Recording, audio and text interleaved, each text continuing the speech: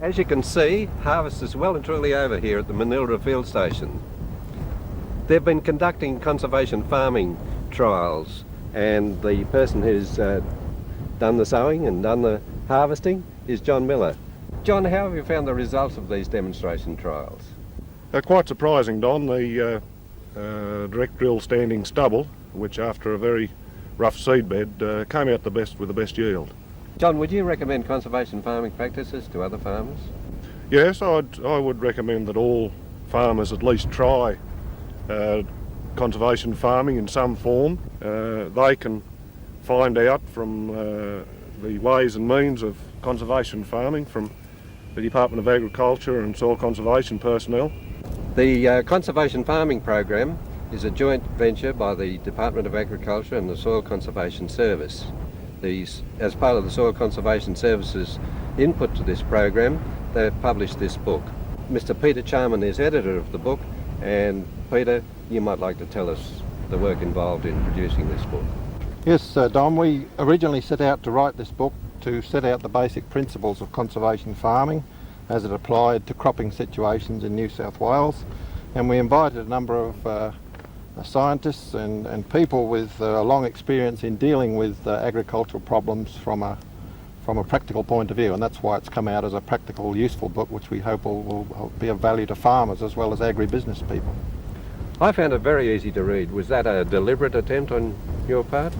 We certainly set out to make the book a straightforward, practical book for not only our own soil conservationists and agronomists, but also as it developed, the straightforward style that came out in the end is certainly going to be valuable for farmers and people in the chemical and agricultural machinery business.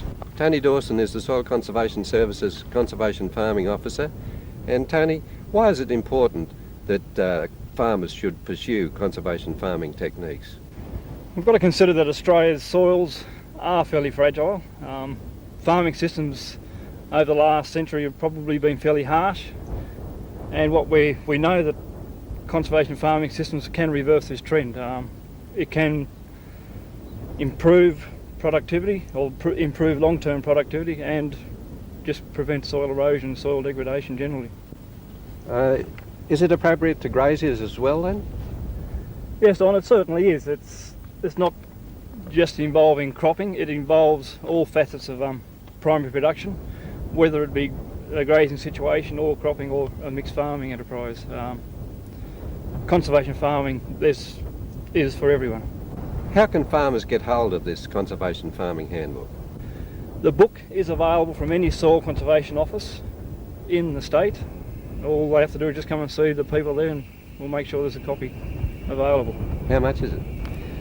The book costs $20. The reason we've had to charge that is probably to sort of defray the cost of the production. It is a good quality book, and it will allow us to produce further material of that nature and quality.